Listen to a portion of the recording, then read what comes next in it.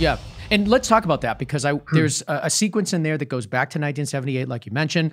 And we've got some questions about this on Instagram as well. People want to know, how did you shoot that? With just the lighting techniques of the time, like on the Gene Kundi 78 one, I think there's like one electrician listed on the credits. Wow. There's like a gaffer. So we try to not use as many lights. I try to not use as many lifts. I try to use more direct light and some gel in front of the lights and keep it harder. So the lighting style of the 78 one definitely, and was different units and different heads, the lighting heads, than the current footage. I mean, some influence lingers over between the two because I wanted the 2018 one to kind of feel like the original Halloween 2, but with more modern, softer lighting. So that was what we did. It was just kind of technical. And then with the grain, we did it mostly in post. I didn't use like vintage lenses. I used the same lenses, anamorphics. Well, yeah, let's talk about that. What was the camera package you chose and the lenses you paired with it? I can't remember every detail, but I know I always use Arri. I always use Alexa's. It was not an LF because there was no anamorphic for LFs at the time. Now there probably is. We're about to do Halloween Ends pretty soon. I'll probably keep the same look. And it was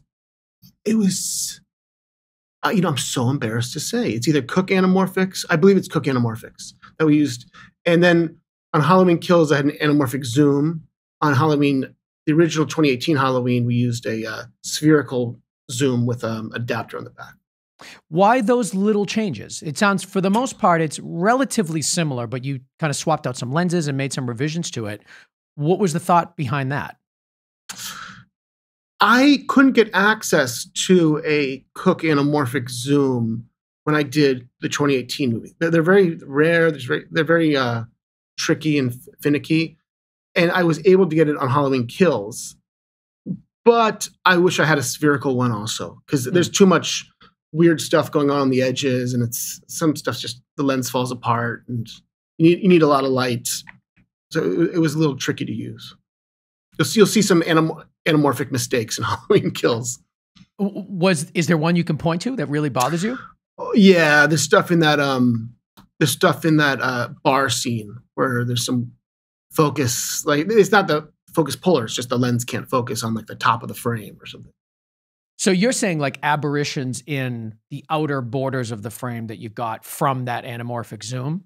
Yeah, these things get very finicky. Like, I don't know, a 2/8 on the upper right corner, it seems to fall apart quicker than the bottom left. And you have to kind of. And David is a very experienced director, so he wants what he wants. It's not like I can come in as the old dog and say, "Oh, sorry, David, this lens will only focus in the middle right now due to my f-stop."